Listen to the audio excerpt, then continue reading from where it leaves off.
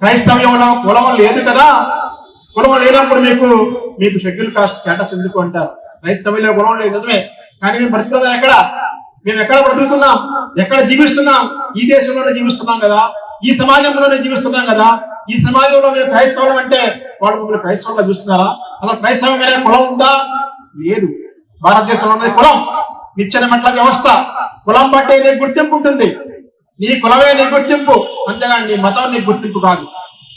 అంతేగాని మనల్ని క్రైస్తవుని చెప్పుకున్నా కూడా గాంధీ గారే అన్నారు, మహాత్మా గాంధీ గారే ఒకసారి అంటూ, వీళ్ళందరూ హరిజన్ క్రిస్టియన్స్ అని పేరు పెట్టాడు ఆయన. హరిజనులు, కానీ వీళ్ళు క్రైస్తవులుగా మారారు. కానీ వీళ్ళు క్రైస్తవులుగా మారినా వీళ్లతో పాటు కులం వాళ్ళకి అంటుకునే ఉంటుంది. వాళ్ళు ఎంతైనా చదువుకోవచ్చు, ఎంతైనా సంపాదించుకోవచ్చు, ఎక్కడైనా జీవించవచ్చు, కానీ వీళ్ళు సమాధికి వెళ్లే వరకు వీళ్ళ కులం వీళ్ళని అంటి పెట్టుకునే ఉంటుందని సాక్షాత్తు మోహన్ దాస్ కరమ్చంద్ గాంధీ గారు ఆయనే చెప్పారు.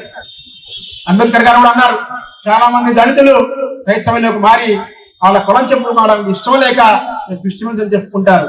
కానీ క్రిస్టియన్స్ అని చెప్పుకున్నంత మాత్రాన మనల్ని దళితులుగా గుర్తించట్లేదా? వాళ్ళు క్రిస్టియన్ అనగానే దళితుడే, మాదిగా వేరే ఏదో కులాలు, ఆ కులం వాళ్ళే వీళ్ళు.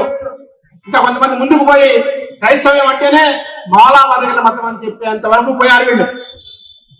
కాబట్టి దీన్ని మనం ఐక్యంగా ఉండి ప్రతిఘటించాల్సిన అవసరం ఉంది, ఐక్యంగా ఉండాల్సిన అవసరం ఉంది. మేమందరం దళితులం, క్రైస్తవంలోకి మారాం, కానీ మా కేవలం మతం మారింది, మా కులం మాత్రం మారలేదు.